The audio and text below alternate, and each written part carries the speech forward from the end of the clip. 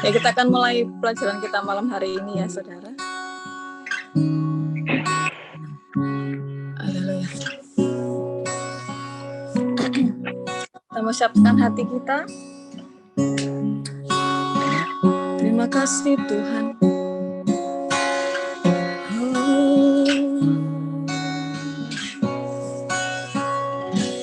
Haleluya.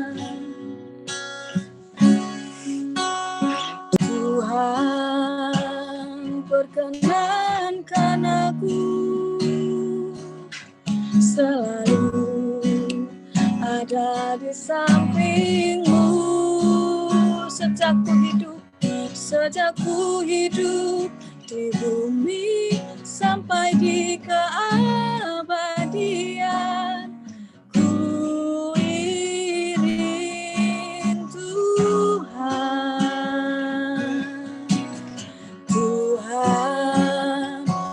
ku pegang janjiku setia sebagai sahabatmu, senantiasa bersama menunaikan tugas Bapa selesai akhirnya. Ku bersedia hidup kudus tak bercelah, takkan lagi dalam percintaan dunia. Ajarku berpikir seperti dirimu, bawaku Tuhan dalam perjuanganmu. Ku bersedia hidup kudus tak bercelah, takkan lagi dalam percintaan dunia. Ajarku berpikir seperti dirimu, bawaku Tuhan dalam perjuanganmu. Ku bersedia hidup kudus tak bercelah, takkan lagi dalam percintaan dunia. Ajarku berpikir seperti dirimu, bawaku Tuhan dalam perjuanganmu. Ku bersedia hidup kudus tak bercelah, takkan lagi dalam percintaan dunia. Amin. Ajarku berpikir seperti dirimu, bawaku Tuhan dalam perjuanganmu. Ku bersedia hidup kudus tak bercelah, takkan lagi dalam percintaan dunia. Ajar kami Tuhan, ajarku berpikir seperti dirimu, bawaku Tuhan dalam perjuanganmu. Ku bersedia hidup kudus tak bercelah, takkan lagi dalam percintaan dunia. Ajarku berpikir seperti dirimu, bawaku Tuhan dalam perjuanganmu.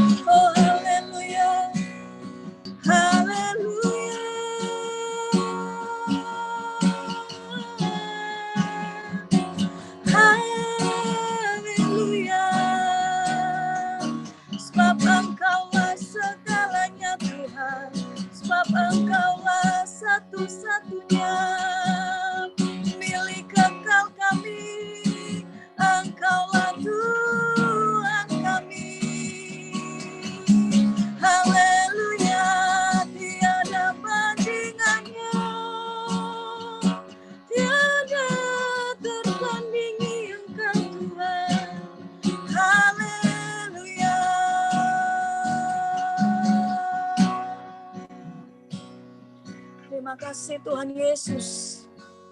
Sungguh biarlah kami menjadikan Engkau satu-satunya yang paling penting dalam hidup kami. Engkaulah yang termulia, Engkaulah yang terutama.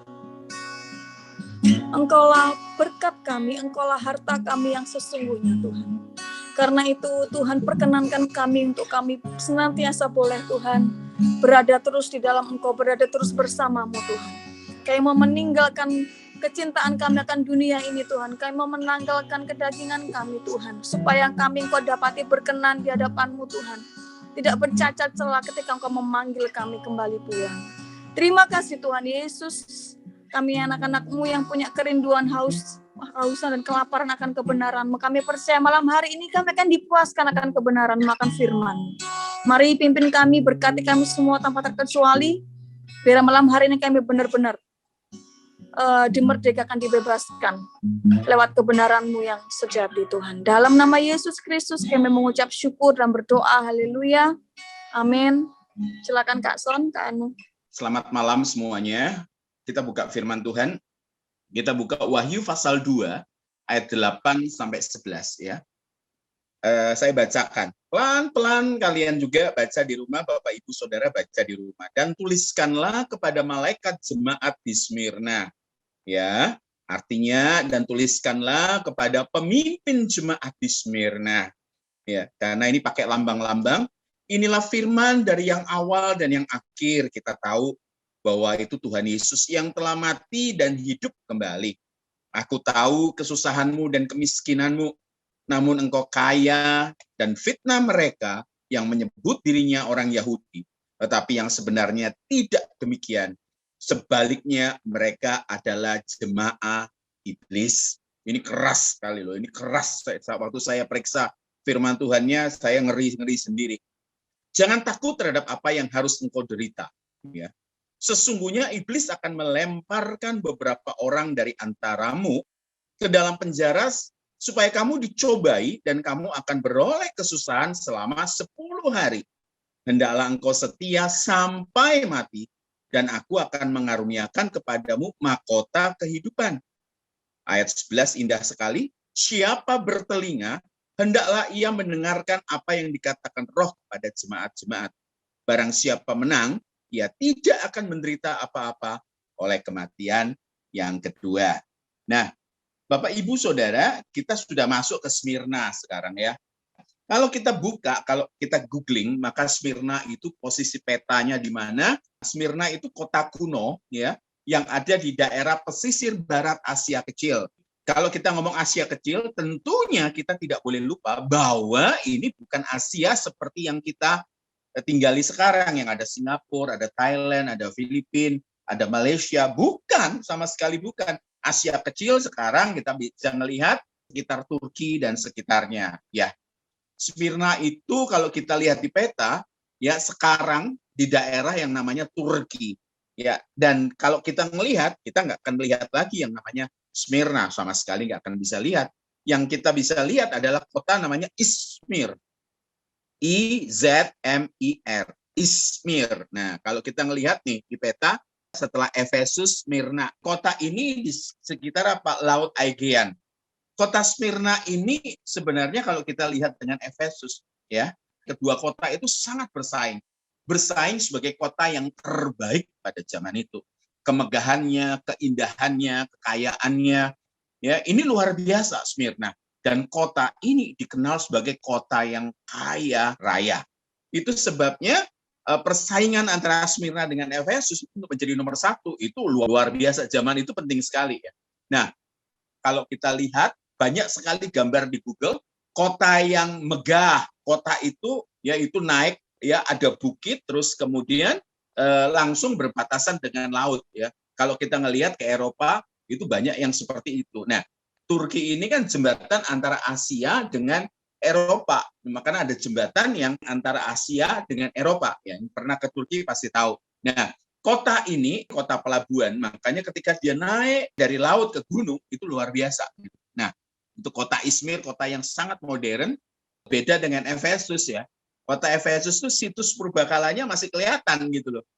Nah, konturnya yang luar biasa yang naik melandai dari laut dan bangunan-bangunan yang indah bertengger di bukit yang namanya Pagos, itu melingkar, maka disebut itu mahkotanya Smyrna. Nah, lambang kota Smyrna itu adalah mahkota. Dan itu betul-betul dirancang secara indah. Supaya kalian punya gambaran, kota ini itu udaranya seger juga. Ya, saya pernah ke daerah yang dekat situ, namanya Siprus.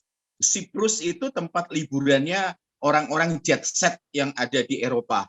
Jalannya kecil, tetapi jualannya branded semua. Itu serem-serem, itu mereknya, harganya miliaran. Nah, maka dari itu Smyrna itu sudah dikenal sebagai tempat tinggal orang-orang kaya, orang-orang berpendidikan, dan orang-orang yang berpangkat.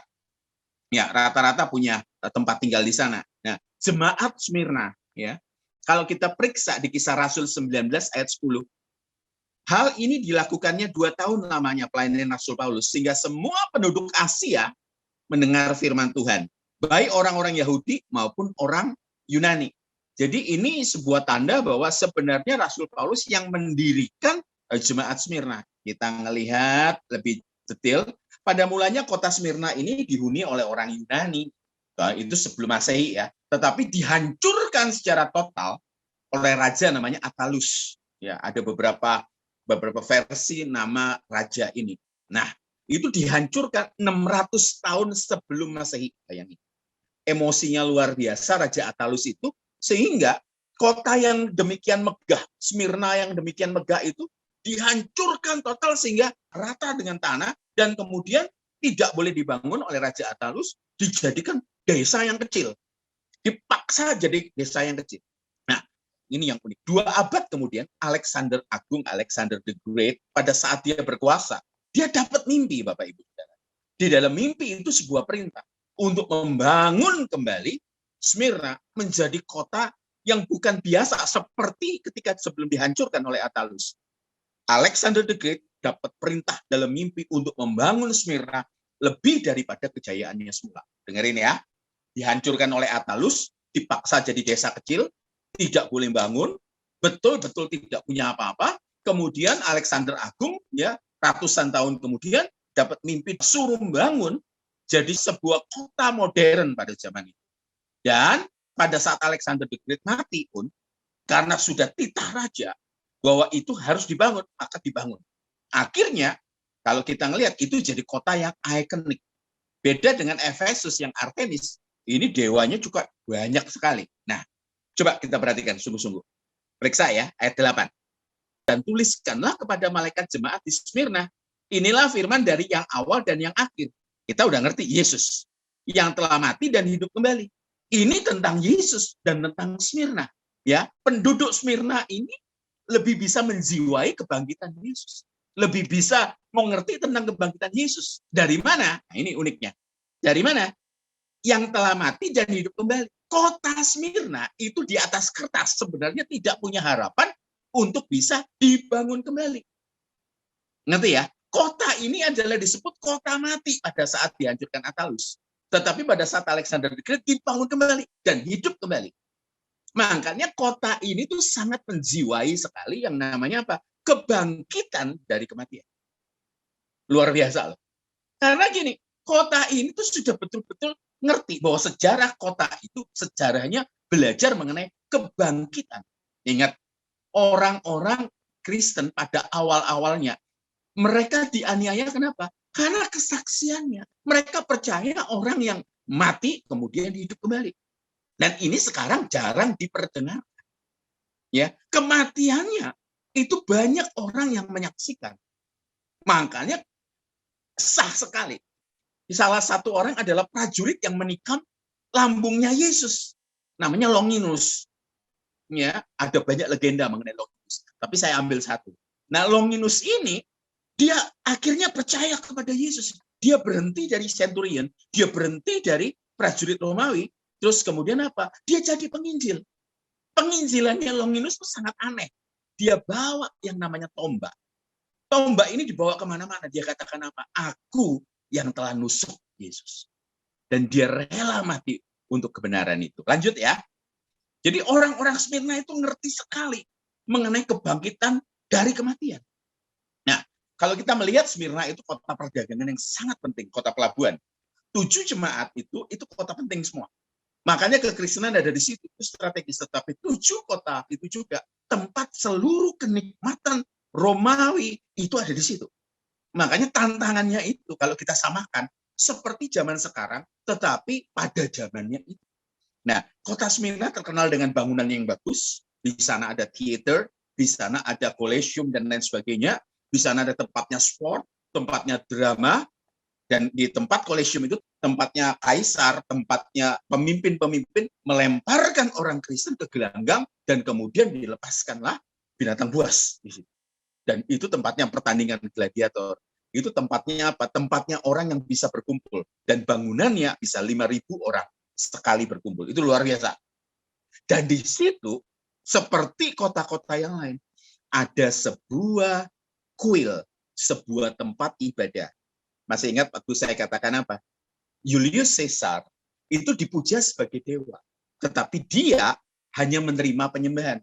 Tapi kaisar-kaisar berikutnya bukan hanya menikmati penyembahan sebagai dewa, tetapi mendirikan kuil, mendirikan tempat ibadah yang membuat mereka disembah. Itu sebabnya Wahyu 1 ayat 10 dikatakan apa? Hari Tuhan. Kan saya katakan Wahyu itu ditulis 81 sampai 96 oleh Rasul Yohanes, didiktekan dari Tuhan. Nah, saat itu Kaisar Domitianus yang bergerak Dominus et Deus Noster, Tuhan dan Allah kita, itu dipuja, disembah sebagai Tuhan. Gampang sekali untuk nangkepi orang-orang yang tidak mau sujud menyembah. Setahun sekali ada namanya Hari Tuhan. Hari Tuhan itu bukan hari Minggu, bukan hari Sabtu, tetapi hari di mana Kaisar Domitianus dihormati sebagai Tuhan, sebagai dewa. Orang-orang keluar dan mengatakan, Caesar is Lord, Domitianus et Deus Noster. Artinya, Domitianus itu Tuhan dan Allah kami. Itu terjadi penangkapan. Kenapa? Sama seperti pada saat Sadrak, Mesak, Abednego. Ketika mereka suruh sujud menyembah patung, Sadrak, Mesak, Abednego tidak mau menyembah patung, sehingga dicokok langsung. Hanya pada saat Sadrak, Mesak, Abednego, yang ditangkap hanya 3. Yang dimasukkan ke dapur api hanya 3. Tapi dari tahun 30 sampai tahun 380, orang Kristen yang ditangkap itu jumlahnya amat sangat banyak. Dan di Smyrna ada sebuah kuil untuk Kaisar Tiberius. Dan orang-orang di dalam kekaisaran Roma itu harus menyembah Kaisar. Tidak bisa ditawar. Itu harga mati. Gitu. Nah, kita mesti ngelihat dulu latar belakangnya supaya kita bisa ngerti betul ini ayat-ayat firman Tuhan. Smyrna, ya kalau bahasa Indonesia S-M-I-R-N-A. Smyrna,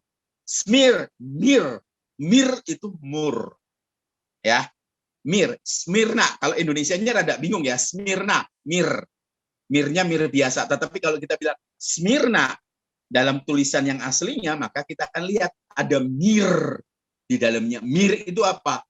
Mur. Orang Majus ngasih Tuhan Yesus emas, kemenyan, dan mur. Mur ini sangat mahal pada zaman itu. Mur ini bahan penting minyak wangi. Ya, kalau di dunia sekarang itu muntahannya ikan paus. Dan itu mahal sekali. Dan mur itu salah satu bahan penting. Ya. Kemudian pada saat Tuhan Yesus di atas kayu salib, kita baca deh Markus 15 ayat 23. Nah, lalu mereka memberi anggur bercampur mur kepadanya, tetapi ia menolaknya. Tanya sekarang, kenapa anggur dicampur mur? Mur itu dipercaya orang pada zaman itu kayak anestesi. Jadi untuk mengurangi sengsara dan kesadisan penyaliban. Jadi kalau minum anggur yang dikasih mur, itu untuk mengurangi rasa sakit. Hebatnya, Tuhan Yesus nolak. Makanya kalau kita baca Filipi 2 ayat 5-9, Yesus itu mengosongkan diri dan jadi manusia. Makanya dia bisa jadi teladan kita. Bisa jadi panutan kita. Bayangkan loh, sudah di atas kayu salib. Orang lain dikasih mur itu senang sekali. Anggur yang dicampur mur. Tetapi permasalahannya Yesus tolak. Kenapa? Karena dia betul-betul mau mengikuti kehendak Bapa. Tanpa dikurangi sama sekali. Nah kita nih orang Kristen kan minta kemudahan terus. Gitu. Minta kemudahan. Minta keringanan. Minta bantuan gitu loh. Tapi Tuhan Yesus enggak loh. Bahkan ketika dikasih mur, dia nolak sama sekali. Dan mur juga digunakan pada saat mayat Tuhan Yesus diturunkan dan dikasih. Ya, mur itu bahan yang penting untuk prosesi penguburan pada zaman itu. Seperti gini, pembalsemannya orang-orang Mesir, itu mur sangat penting. Karena gini, mur itulah yang membuat orang punya kehidupan di balik tabir kematian. Makanya mur ini bicara mengenai kekekalan. Itu untuk orang-orang yang tidak kenal Yahweh Elohim. Tetapi mur juga dipergunakan untuk ibadah dan pelayanan di kemah suci Musa. Nah, kita ngelihat sungguh-sungguh. Kita nih seringkali ngomong mur itu pahit ya. Mur itu pahit. Kalau orang Jawa hanya satu yang bisa menahan pahitnya. Apa? Brotowali. Pahitnya luar biasa. Tetapi fungsinya adalah harum. Dan itu penting sekali. Nah, orang-orang Kristen, kita ini bisa nyanyi loh. Bila kau izinkan sesuatu terjadi.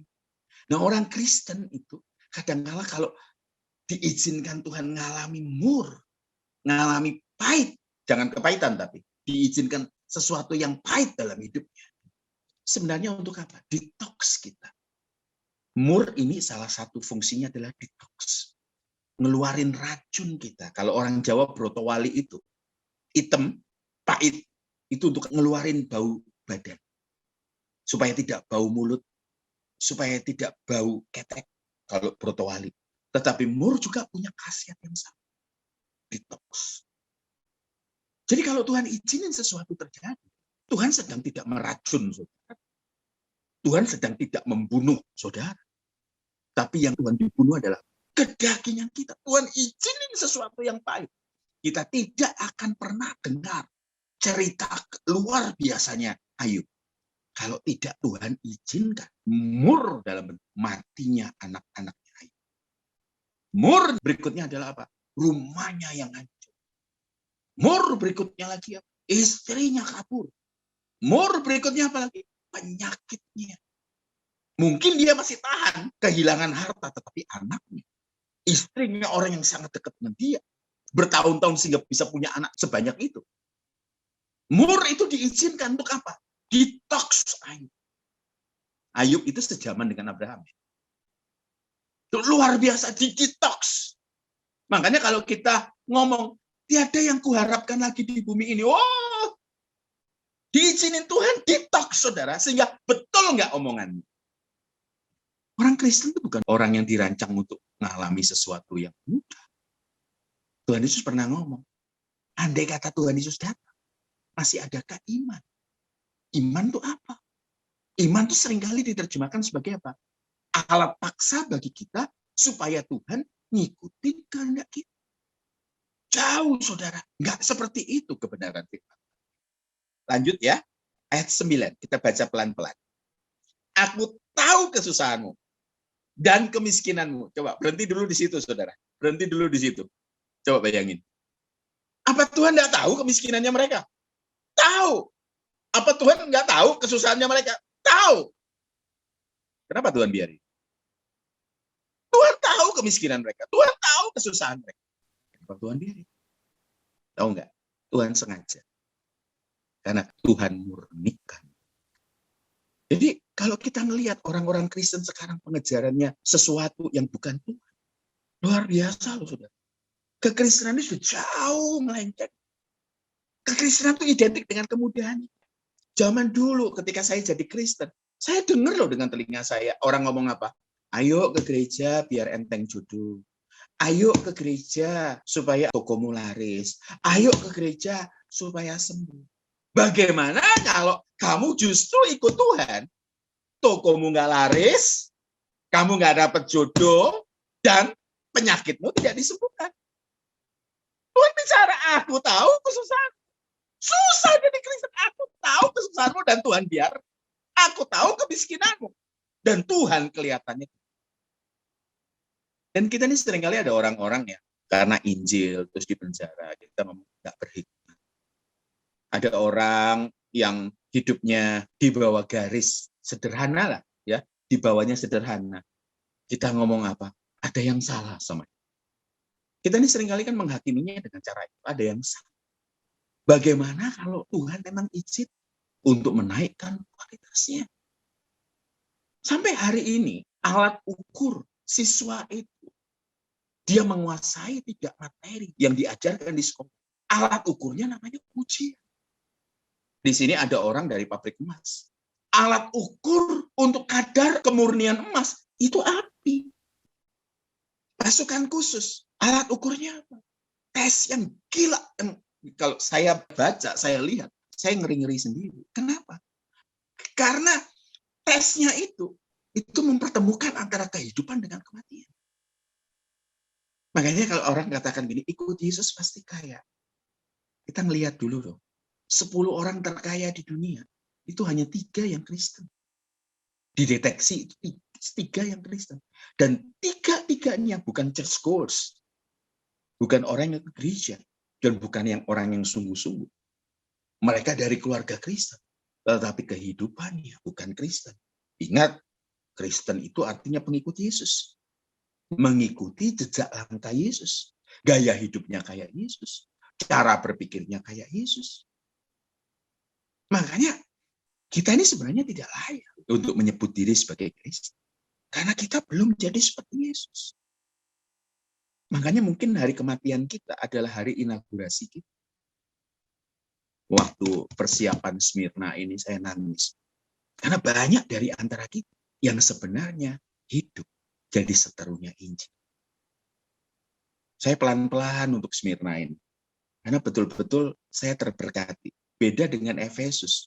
Smyrna ini saya persiapannya sambil nangis-nangis berkali-kali. Seperti melihat ke dalam. Sadar nggak sadar, kita jadi seterunya salib.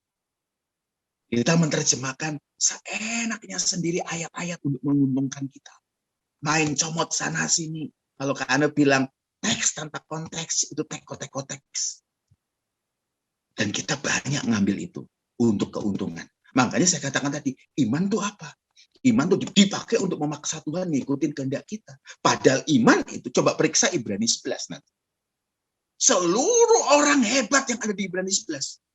Tidak ada satupun yang jadi tokoh karena apa? Pemenuhan kebutuhannya sendiri. Tetapi Ibrani 11 bicara mengenai orang-orang hebat yang berani mengikuti kehendak Tuhan. Walaupun nyawa resiko. Abraham dengan Sarah. Abraham Sarai. Keluar dari Urus Kasdim. Kota metropolitan zaman itu. Keluar dari sana.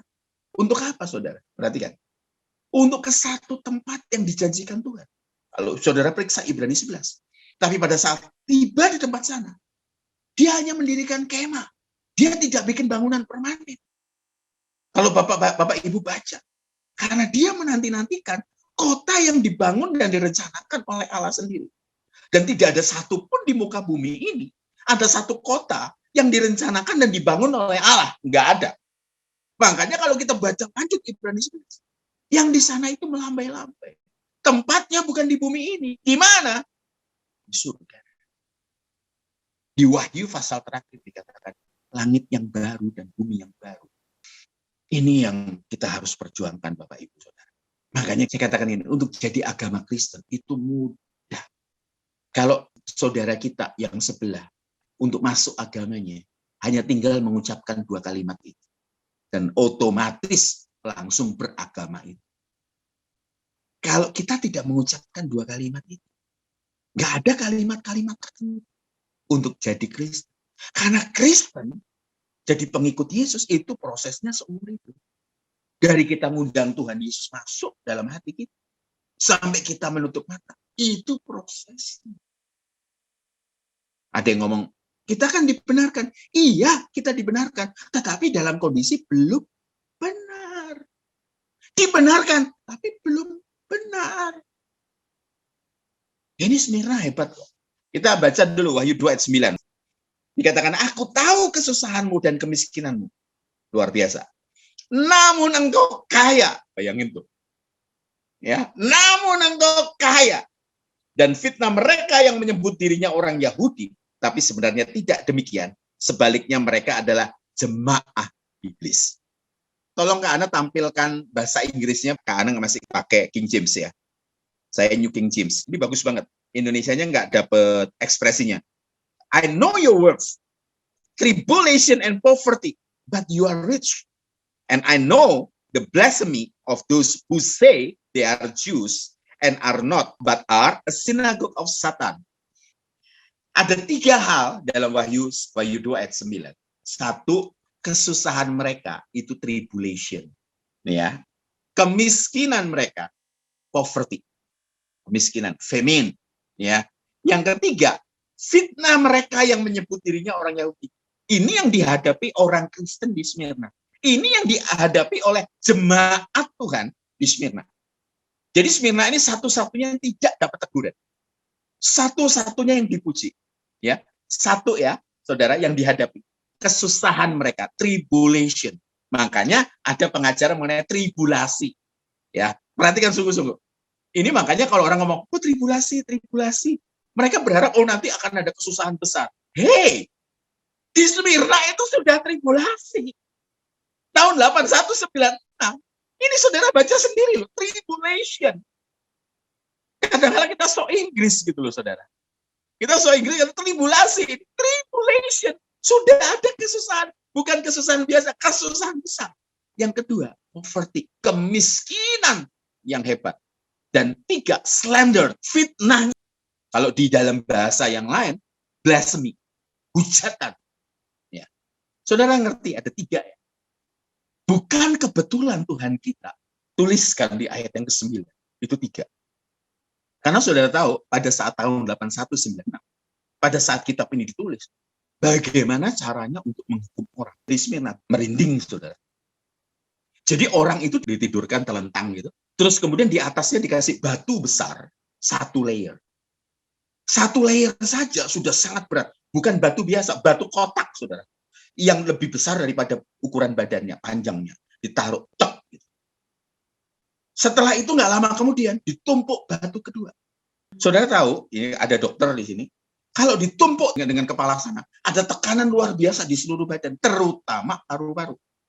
Dan itu mereka nggak bisa bernapas. Setelah itu kematiannya pada saat apa? Batu yang ketiga. Remuk mereka. Dan sampai hari ini tidak ada sama sekali yang selamat dari hukuman itu. Kebanyakan mereka muntah darah, mati. Dan Tuhan bicara. Mereka ini mengalami 3 hal, saudara. Tribulasi, poverty, dengan slander. Penganiayaan, kemiskinan, dan fitnahan. 1 saja sudah berat. 2 bisa muntah darah. 3 mati. Tapi mereka bertahan. Luar biasa. Kenapa? Karena mereka menjangkarkan hidup mereka ke surga, ke langit baru, bumi baru. Saya punya teman yang melayani di gereja bawah tanah di China. Saya dengar cerita yang buat saya nangis. Teman saya di sana 7 kali ibadah dalam 1 hari. Bukan ibadah-ibadah yang biasa, saudara. Karena gini, kalau gereja diakui oleh pemerintah Cina, maka pesan-pesannya, khotbahnya dia tidak boleh ini, tidak boleh ini, tidak boleh. Itu gereja yang diatur, gereja yang dikontrol pemerintah. Oh, gede-gede, saudara. Tapi gereja bawah tanah adalah gereja yang mengajarkan Injil murni. Dan tahu, saudara, orang-orang yang di gereja bawah tanah, kalau ditangkap, jarang ada yang kembali. Ataupun kembali 7 tahun. Kerja paksa dan badannya rusak. Nah, ini luar biasa. Saya dapat cerita satu yang buat saya nangis. Adalah ketika 1 orang gembala dari gereja bawah tanah ditangkap. Dia bilang kepada wakilnya itu gadis, masih 21 tahun. Dikatakan, ayo kamu teruskan. Dia pegang waktu itu beberapa gereja di kota-kota di Cina. Tapi pertanyaannya, siapkah kamu mati buat Tuhan? Dan gadis ini katakan apa? Aku siap mati. Nah, orang Kristen itu semacam ini. Makanya orang-orang masuk STT, sekolah tinggi teologi, buat apa? Ya buat nerusin gereja bapaknya. Salah? Enggak salah. Nerusin enggak apa-apa. Asal ada panggilan dari Tuhan. Kalau enggak ada panggilan, jangan. Rusak jemaatnya. Ada juga yang masuk STT untuk apa? Untuk perbaikan hidup. Sehingga jadi mata pencarian. Mengerti ya maksud saya di sini? Makanya saya ketika lihat, waduh ini orang-orang sampai ditumpuk 3 itu. tulang-tulang hancur, kepala remuk. Saudara bisa bayangin batu yang gede-gede itu. Yang pernah ke Israel pasti ngerti batu-batu segede itu apa. Ya, sekali lagi, tribulasi, kemiskinan, sama fitnah. Kesusahan, kemiskinan, dengan fitnah. Coba kesusahannya apa? Ditangkap, dimiskinkan, dan dibunuh. Dari ditangkap sampai dibunuh, itu 3-5 bulan paling lama. Ancamannya nggak main-main. Makanya yang perempuan pun diperkosa. Digilir, saudara, sama beberapa tentara-tentara. Mati itu. Mending dilemparkan ke gua singa. Dilemparkan ke binatang buas. Ini hebat ini orang Kristen. Pada saat hari kematian, mereka teriak, pro Kristus. Artinya, ikut Yesus. Keberanian mereka itu luar biasa. Makanya ada istilah, lebih dari pemenang. Nah sekarang kan enggak. Orang nyanyi, lebih dari pemenang. Bertanding saja enggak pernah. Mau ngeklaim lebih dari pemenang. Kayaknya saya pada satu itu ada bercanda. Mau tahun percepatan. Percepatan itu rumus fisikanya V0 sampai Vmax. V1 saja enggak pernah. Kecepatan 1 aja enggak pernah. Bagaimana mau percepatan? Tahun pelipat gandaan. 1 aja enggak punya. Bagaimana mau lipat ganda? Makanya banyak orang fata morgana di sini.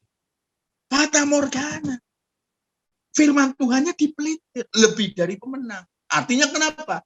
Orang-orang tersebut tidak punya daya, saudara. Mereka dimiskinkan, mereka dianiaya tanpa bisa balas. Mereka tidak ada pembela, tidak ada advokat yang berdiri di samping untuk membela nasib mereka. Tapi yang terjadi adalah mereka apa? Mereka setia sampai akhir. Dan itu lebih dari pemenang. Makanya kita tidak bisa berkata kita kudus kalau kita tidak pernah diperhadapkan di situasi gangguan, godaan untuk ngetes kekudusan kita. Ibu-ibu tahu, bapak-bapak dikatakan, oh suamiku setia. Nggak bisa pakai kaos yang judulnya setia. Kalau apa? Dia belum pernah ketemu dengan siapa? Pelakor yang goda suami. Ketika ada goda suamimu dan suamimu berani berkata pada gadis yang menggoda dia, maaf, aku sudah punya istri. Apapun terjadi, kematian memisahkan kita. Itu baru dikatakan suami setia. Kita punya pembantu. Jujur, kalau apa? Ketika dia menemukan uang 500.000, 5 lembar 100.000 di kantong kita, dia kembalikan, baru dikatakan jujur. Makanya lebih dari pemenang itu lebih dari sekedar permainan kata-kata. Kita bisa nyanyikan lebih dari pemenang. Iya, kamu di gereja yang penuh full AC, gereja yang luar biasa. Sekarang masih banyak di rumah, tapi sudah mulai onsite. Gereja yang semuanya nyaman, tetapi bagaimana ketika engkau diperhadapkan kemustahilan, di mana pada saat engkau berdoa, engkau tidak disembuhkan. Ketika engkau mau berdoa, rumahmu disita. Ketika engkau berdoa, semua harapanmu pupus. Engkau tidak sembuh. Disitulah engkau lebih dari pemenang. Pada saat apa? Engkau mengucap syukur dan tetap berkata, Tuhan baik. Amin. Nggak umum ya. Makanya kita lagi bahas Smyrna ini nggak umum. Kemiskinan. Orang-orang Kristen sengaja dimiskinkan. Bukan oleh pemerintah saja, tetapi oleh masyarakat. Mereka ini jadi sampah buat masyarakat. Kenapa? Karena mereka menolak mengikuti apa yang masyarakat itu lakukan. Ketika remaja-remaja ditanya, mau jadi apa? Yang populer. Itu YouTuber. Sedih saya, saudara. Ya, ada yang YouTuber bongkar kasusnya money game, baguslah. Ada YouTuber yang bicara mengenai teknologi, baguslah. Ada YouTuber yang saya ikuti juga yang ngajari vokal. Itu bagus banget. Tapi YouTuber, maaf, ngikutin yang baru nikah nih. Yang hanya sensasi, saudara. Jadi gembel lah, jadi ini. Nggak bisa, saudara. Makanya hidup kita itu ibadah. Ibadah itu bukan liturgi. Aboda, ya, Kejadian 2:15, itu tidak ada unsur liturgi. Ibadah itu apa yang kita kerjakan buat Tuhan, itu ibadah. Amin ya. Makanya berani ngomong, Tuhan seneng nggak sih ibadahku? Tuhan seneng nggak sih kerjaan? Makanya kalau orang sungguh-sungguh ibadah di pekerjaanmu sehari-hari, kualitasmu itu gold, kualitasmu itu emas, sehingga orang itu akan bisa datang. Kenapa? Karena pelayananmu berbeda. Engkau memperlakukan orang lain berbeda. Negara yang namanya Kristen, rasialis. Orang-orang Asia diuber, digebukin. Ibu-ibu, tante-tante digebukin. Bayangin, saudara.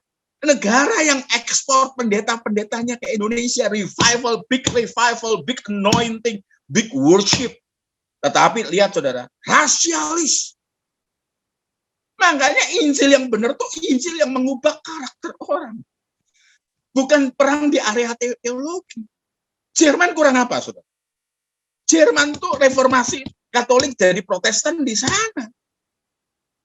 Sekolah tinggi teologi yang paling hebat di dunia itu di sana. Tapi saudara ngerti? Ketika young Hitler muda di sana, dia berhasil mencuri hatinya orang Jerman dan mengarahkannya kemana para pemimpin-pemimpin gereja. Dan ini yang terjadi. Kita ini diem. Kerusakan di negeri kita tuh. Pemimpin kita senangnya apa? Kumpul doa potret. Bergandengan tangan. Nyanyi buat Indonesia. Ngambil ayat firman Tuhan. Jika umatmu ya sujud dan berdoa merendahkan hati. Padahal ayat itu bukan buat itu. Dulu saya pun sesat di situ. Yang terjadi adalah ngeri. Saya ngeri sekali. Makanya saya katakan, waduh ini orang-orang siap nggak ya dengar firman Tuhan yang kayak gini ya? Karena Smyrna itu luar biasa. Jadi kiblat. Jadi contoh untuk orang percaya. Nggak punya agenda apa-apa. Tuhan tidak dijadikan pembantu untuk jaga rumah, untuk ngamanin omset, untuk kemudahan hidup. Enggak. Mereka menempatkan Tuhan di tahtanya. Mereka menempatkan Tuhan di tempat semestinya. Mereka menghargai Tuhan di setiap tarikan nafas. Mereka sengaja dimiskinkan. Mereka dikeluarkan dari pekerjaan karena menyembah Yesus. Mereka tidak bisa berdagang. Kenapa? Karena ada dewa dagang.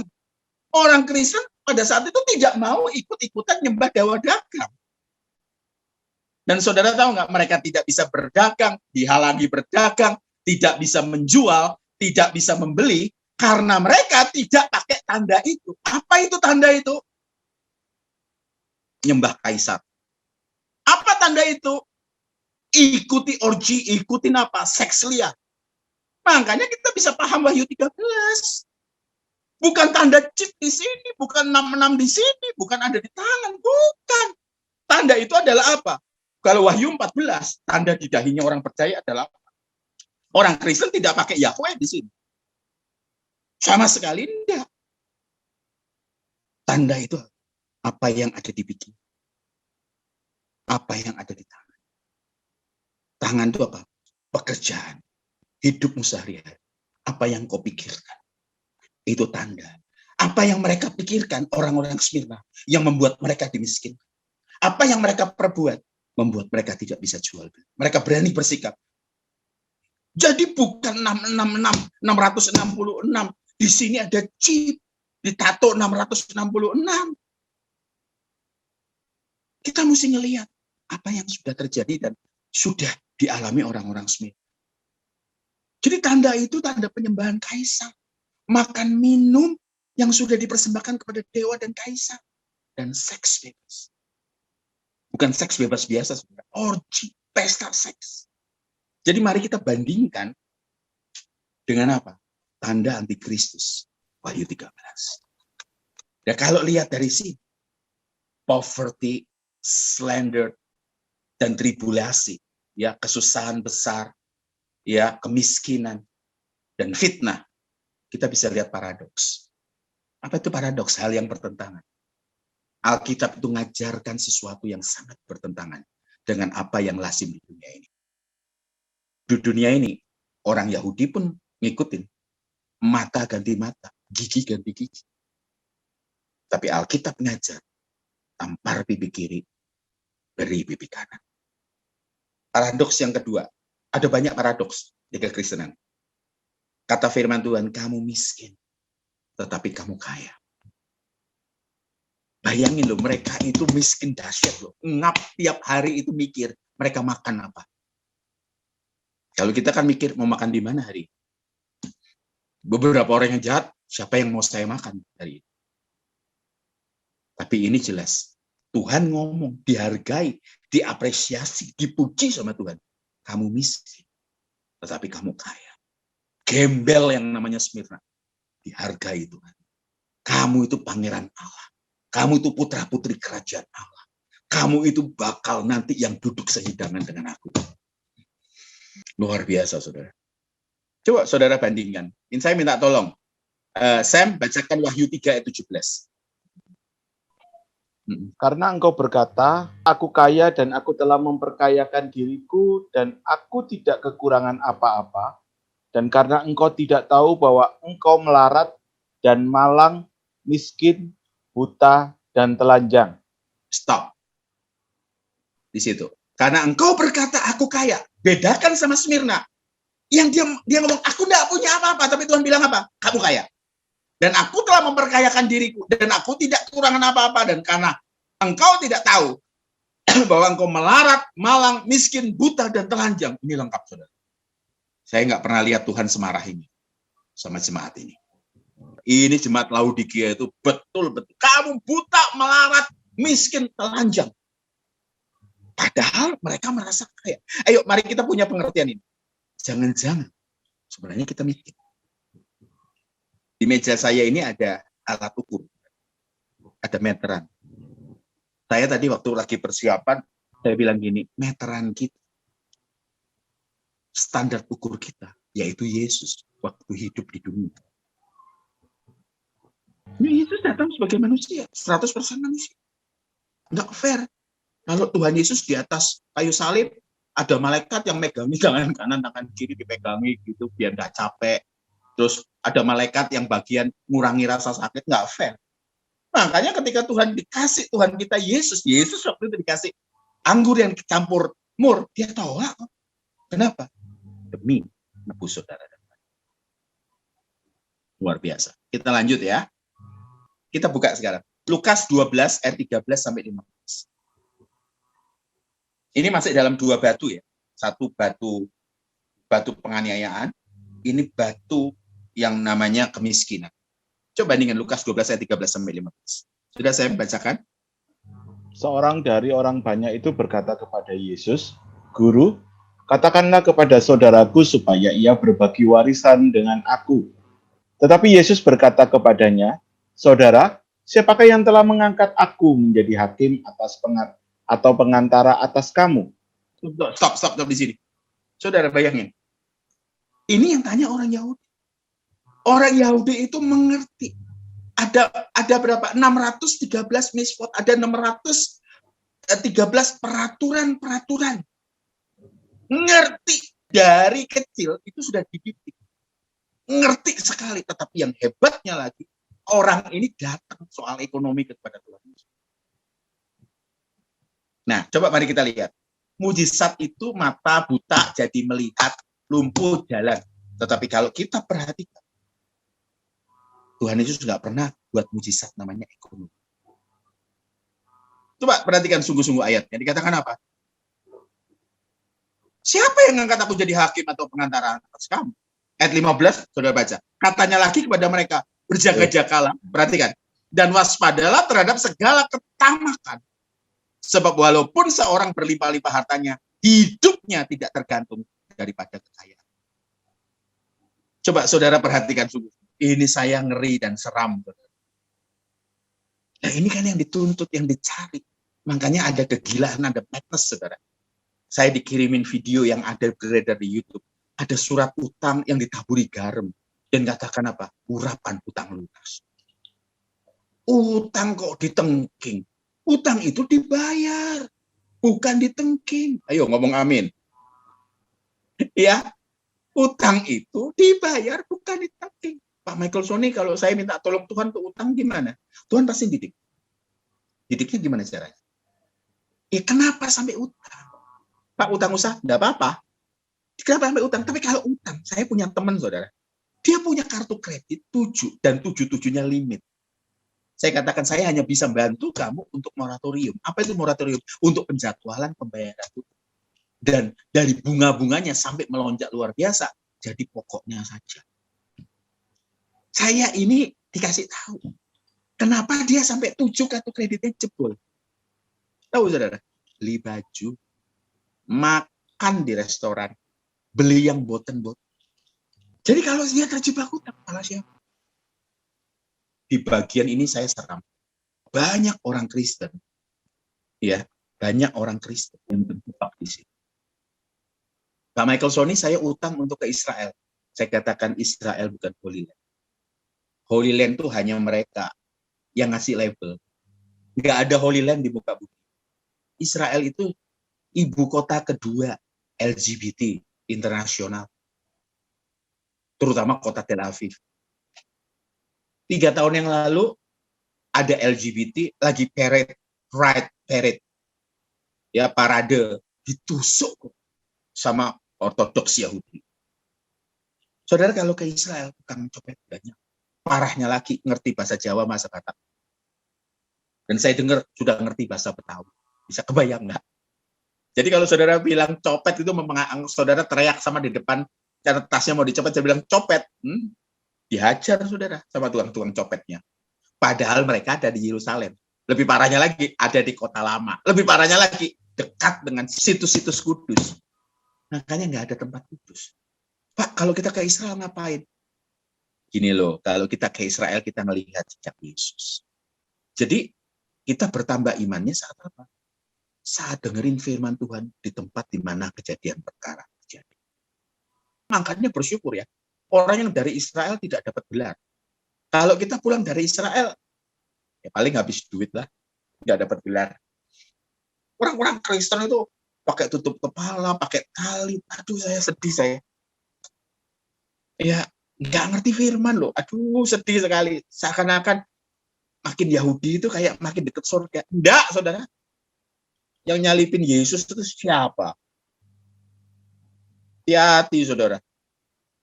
Makanya katakan, ayo kita kembali back to the Bible. Alat musik, pakai kecapi, pakai rebana, pakai gambus. Waduh, saudara.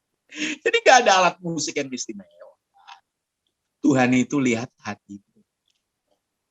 Bukan pada saat nyanyi loh. Hari-hari dalam hidup.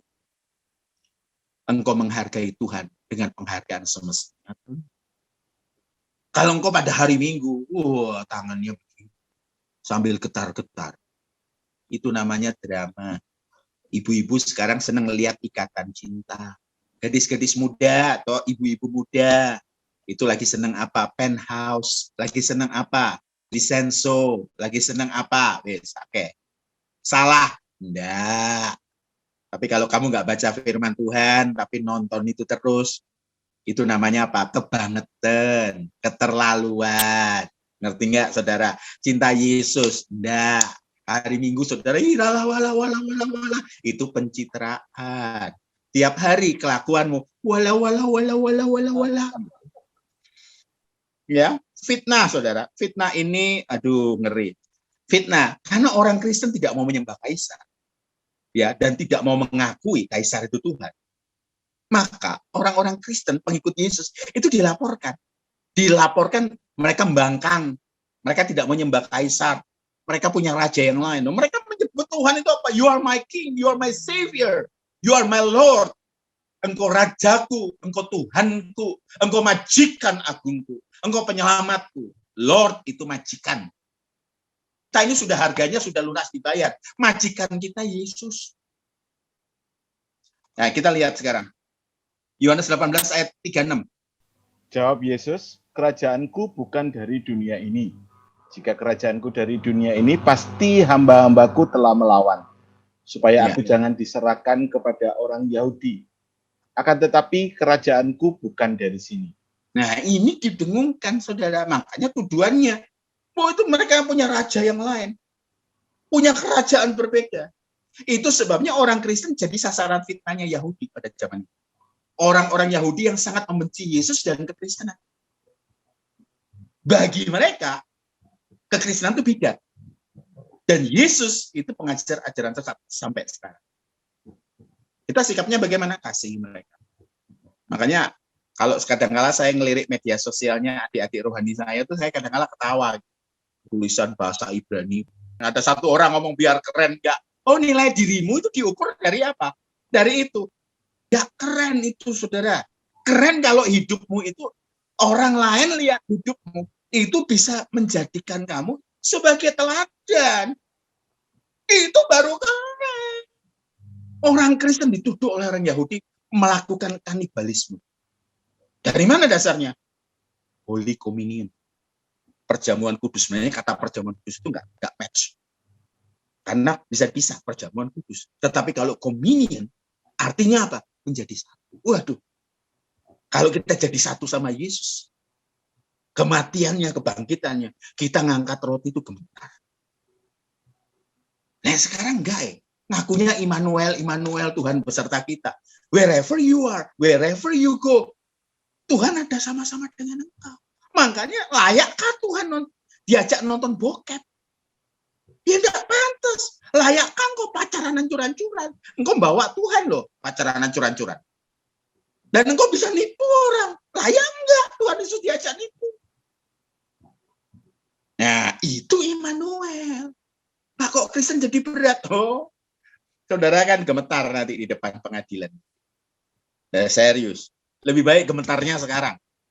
Karena saya ngajar di Bintal, pembinaan mental dari Angkatan Darat, mereka berkata gini, lebih baik mandi keringat di medan latihan daripada mandi darah di medan pertempuran.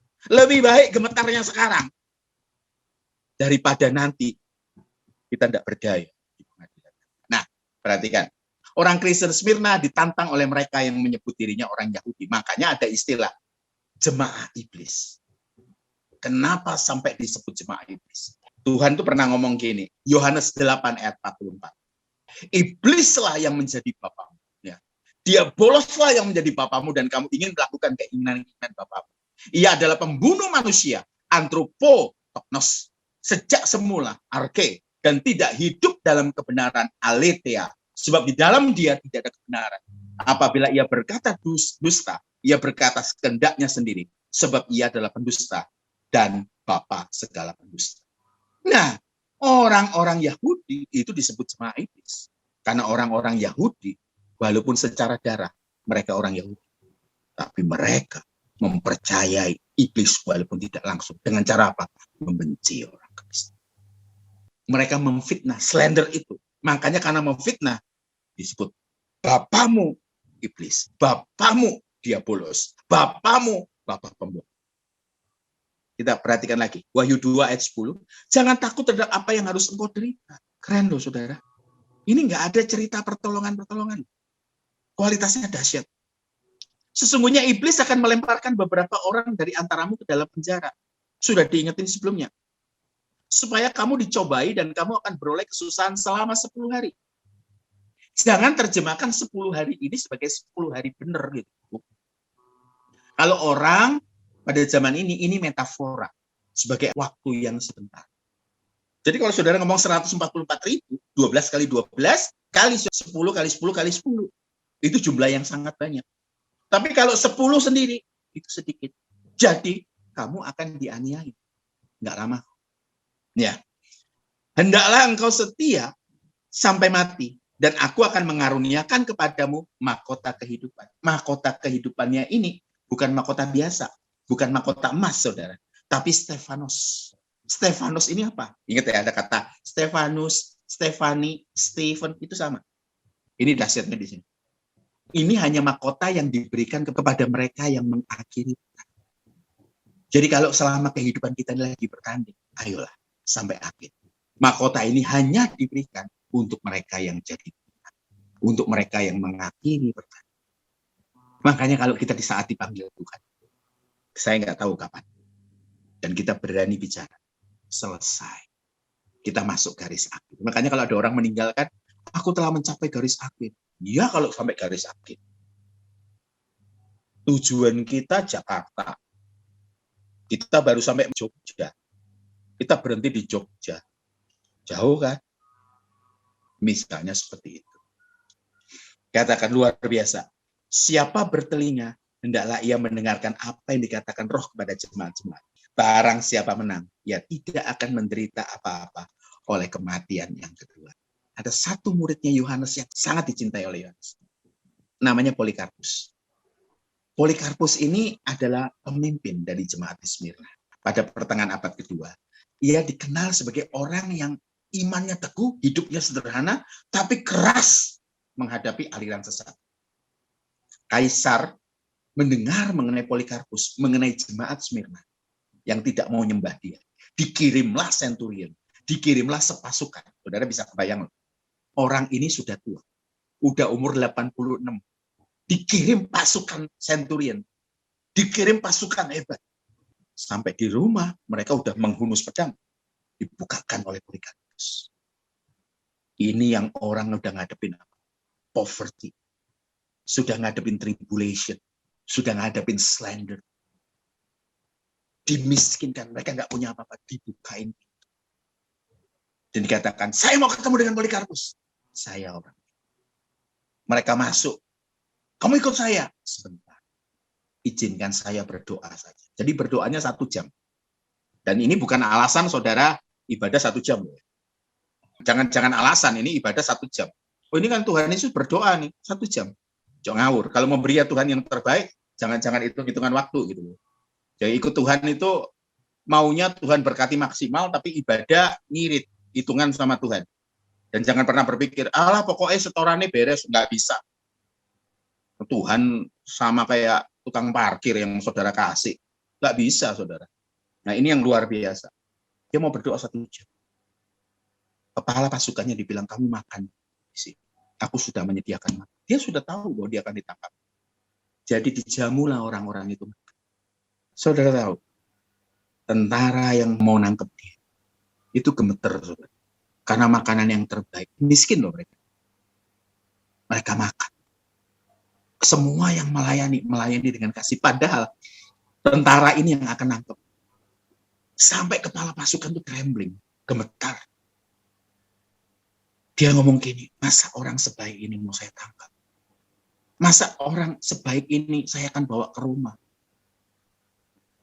Saudara, di sepanjang perjalanan dari Smyrna sampai Roma, kepala pasukan itu hatinya gemetar. Bagaimana dia bisa nangkep orang yang sebaik itu? Tidak ada catatan satu kejahatan pun. Polikarpus tidak mau menggadaikan imannya demi keselamatan hidup. Pada saat di depan Kaisar bilang, sangkali Kristus. Namun Polikarpus menolaknya dengan lembut. 3 kali Kaisar bertanya kepadanya. Dia bilang, apakah kamu mau mengutuk Kristus agar Polikarpus bisa dibebaskan? Kaisar itu marah. Tahu jawabannya Polikarpus dengan apa? Dia berkata gini, aku telah melayani Kristusku selama 86 tahun. Namun aku belum pernah sekalipun aku mendapati dia berbuat jahat kepada. Saya terjemahkan, aku tidak pernah mendapati dia berbuat curang. Artinya, aku tidak pernah mendapati dia merencanakan yang jahat. Bagaimana aku dapat mengutuk Kristus, Juru Selamat? 86 tahun aku ikut dengan Yesus. Dia tidak pernah buat jahat, tidak pernah merencanakan yang jahat. Masakan aku berbuat jahat kepada dia? Aku tidak mau. Kaisar marah. Dia bilang apa? Kamu akan ku lemparkan ke binatang buas. Dia nggak bergeming. Karena saking marahnya, dia tidak dilemparkan ke binatang buas. Dikatakan apa? Siapkan pembakaran. Pembakarannya itu kayu dalam bentuk lingkaran, kayak api unggun gitu. Di tengah-tengahnya ada tiang, ada pole. Biasanya orang yang dibakar itu tangannya dipaku. Dipakunya tuh di sini ya, bukan di sini. Di sini, supaya kena tulang. Dan pakunya gede. Polikarpus katakan, nggak usah. Aku tidak akan lari. Jadi orang kena api itu lari biasanya. Orang kena api langsung loncat, tapi ini enggak. Cukup tali aku di situ. Dan saudara tahu, ketika api dinyalakan, tiba-tiba angin besar datang. Angin itu membungkus Polikarpus. Dan tidak ada satupun lidah api yang dilihat dia. Kaisar terbelalak. Ada 1 anggota pasukan langsung ngambil tombak, saudara. Dan ditombaklah jantungnya Polikarpus. Mati seketika. Saudara tahu, ada senyuman di wajahnya. Poverty, kemiskinan, tidak cegat dia. Penganiayaan tidak mencegat dia. Ya, fitnahan tidak mencegat dia. Dia tidak berhenti.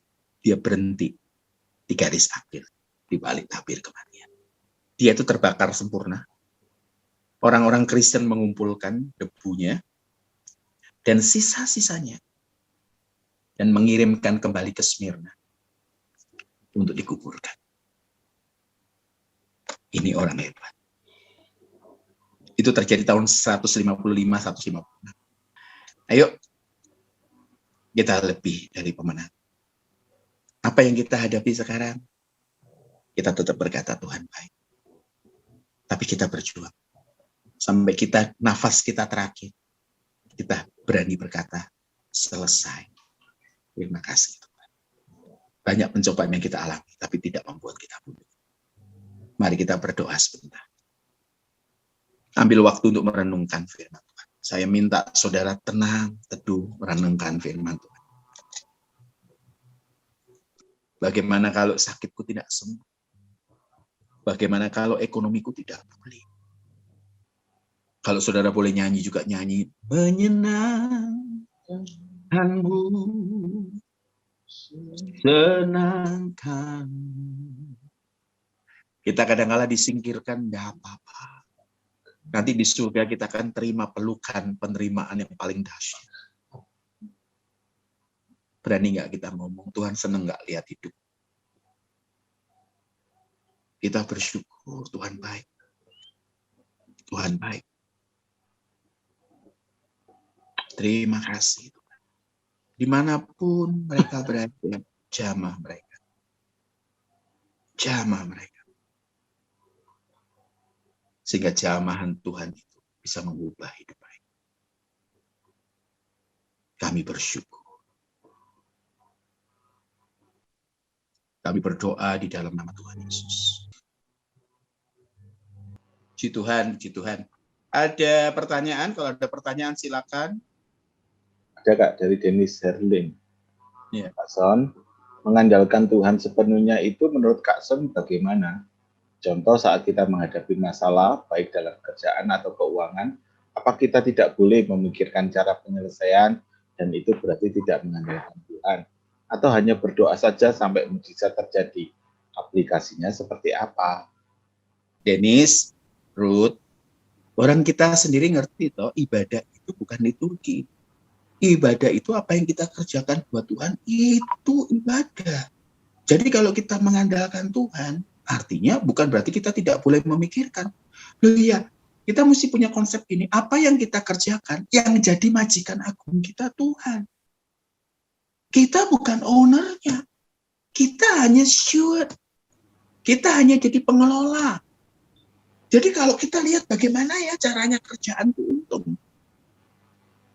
Tentu kalau kita ngandalin Tuhan. Nah ini Dennis. Kita tidak pakai cara-cara yang tidak baik. Kadang-kala kan gini, aku harus pakai cara ini. Kalau aku pakai cara ini, cara yang tidak baik, misalnya suap sana, suap sini, terus kemudian supaya aku itu bukan ngandalin Tuhan. Kita dikatakan firman Tuhan, cerdik seperti ular, bukan licik seperti ular, dan tulus seperti merpati. Kita kalau ngandalin Tuhan, kita tahu bahwa kalau ada bisnis yang nggak benar, kita harusnya nolak.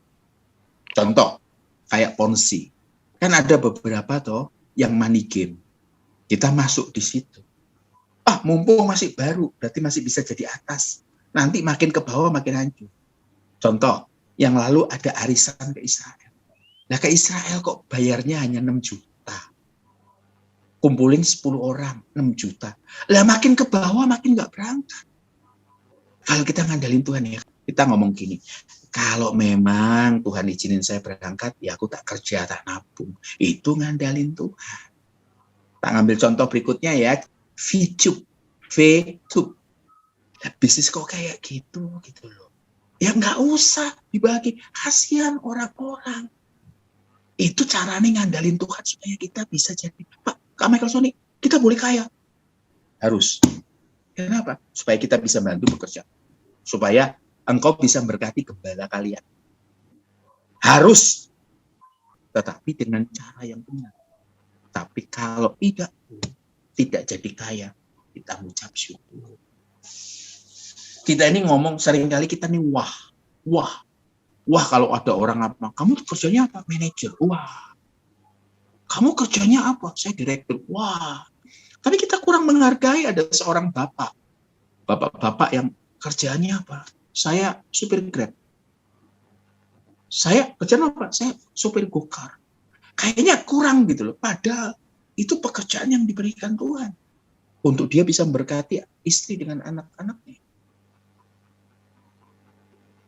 Jadi ngandalin Tuhan tuh di situ konkretnya. Apa yang kita kerjakan buat Tuhan. Dan kalau ngandalin Tuhan artinya apa? Kalau Tuhan tidak senang, jangan dilakoni. Ada orang yang ya karena pengen untung, dia beli barang expired. Oh, harganya anjlok. Tinggal 10-15%, tinggal sebulan mau expired. Setelah itu dikemas ulang. Ada yang pakai pewarnanya perwarna tekstil, dipakai kan kasihan. Jadi karsinogen. Ngerti ya? Oke, itu saja. Jadi, thank you. Dari Dr. Yuki. Salam Pak Son, mau nanya ayat 11. Barang siapa yang menang, ia tidak akan menderita apa-apa oleh kematian yang kedua. Artinya apa? Makasih. Ayat 11, barang siapa menang, ia tidak akan menderita apa-apa oleh kematian kedua. Kematian pertama, yaitu kematian fisik kita, hembusan napas terakhir. Orang dihukum di neraka, itu yang disebut kematian kedua. Jadi bunyinya gini, barang siapa menang, ia tidak akan mengalami siksa kekal. Makanya tahan sebentar lah, nggak apa-apa. Berjuang sama-sama. Makanya kematian kedua itu yang paling mengerikan. Kematian yang pertama itu tidur. Saya itu beberapa saat yang lalu itu ngeliati makam itu, wah ditulis ayat-ayat. Saya itu malah ngomong gini, harusnya orang Kristen itu di kuburannya ditulis gini, bangunkan aku saat Tuhanku datang kembali. Karena aslinya kematian yang pertama itu kita hanya tidur. Makanya nanti dibangkitkan. Ya, monggo lanjut. Dari Restina Susilawati. Mengaplikasikan jemaat Smyrna dalam kehidupan sehari-hari bagaimana ya Kak Son? Ya, kita lihat semangatnya yang tidak menggadaikan iman. Atas alasan apapun, mereka dimiskinkan loh. Mereka tidak bisa berdagang. Tapi mereka tetap kuat sampai akhir. Hebat. Kalau mengaplikasikan, jika aku harus memilih, aku memilih Tuhan. Makanya itu yang saya katakan, kekristenan itu luar biasa. Ayo kita aplikasi. Aku tetap Tuhan Yesus. Aplikasinya Smyrna itu seperti itu. Bagaimana di tengah kesusahan, saudara katakan apa?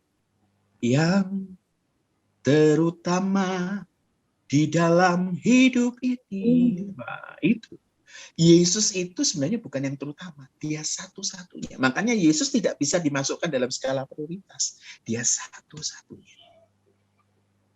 Kak, kalau saya kerja buat Tuhan. Belajar buat Tuhan. Menikah buat Tuhan. Itu nyenangin hati Tuhan. Jadi yang para pria yang lajang di sini belum, menikah itu bukan untuk memuaskan hasrat seksual. Ketebak. Anda. Engkau menikah buat Tuhan. Engkau menikahi anaknya Tuhan. Engkau harus menghargai. Itu yang benar. Lanjut, yuk.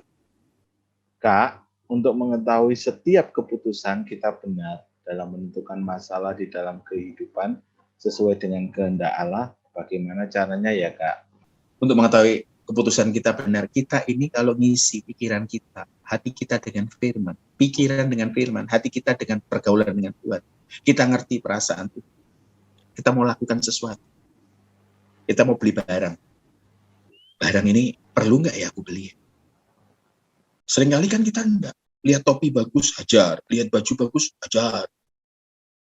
Kan gitu kita.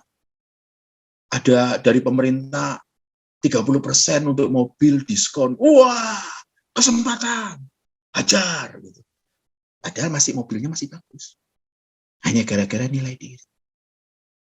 Ini saya nasihatkan pada beberapa orang yang pacaran, yang lakinya atau perempuannya sudah punya rumah sendiri, punya apartemen sendiri. Saya katakan, ingat, saya ngonseling orang yang kecelakaannya gara-gara apa? Ya ini rumah kita. Akhirnya bobok di situ dan mereka tidak masuk pernikahan kudus. Makanya jaga diri baik-baik. Baik, kalau begitu, ada lagi? Kalau tidak ada, baiklah kita tutup. Kita berdoa sama-sama ya.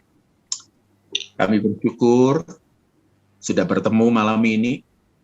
Kami belajar kebenaran firman Tuhan dan kebenaran itu mengubah hidup kami. Yang kami pelajari dari Smyrna adalah bagaimana mereka bisa memutuskan hidup mereka buat Tuhan. Mereka rela menderita, mereka rela dimiskinkan, mereka rela difitnah. Apa yang mereka tidak perlu. Tapi mereka dedikasikan buat. Mereka akan terima, mereka dijanjikan mahkota. Mahkota yang sama juga buat kami, Stefanus. Mahkota ketika kami selesai menyelesaikan pertandingan hidup kami. Roh Kudus tetap jalan bersama kami. Kami mau selesai dengan sempurna. Di dalam nama Tuhan Yesus, kami berdoa dan sungguh-sungguh bersyukur. Engkau bisa berkati saudara-saudara, bapak-bapak, ibu-ibu. Engkau bisa berkati kami semua. Dalam nama Tuhan Yesus, kami berdoa dan bersyukur. Amin. Tuhan Yesus berkati. Terima kasih. Shalom.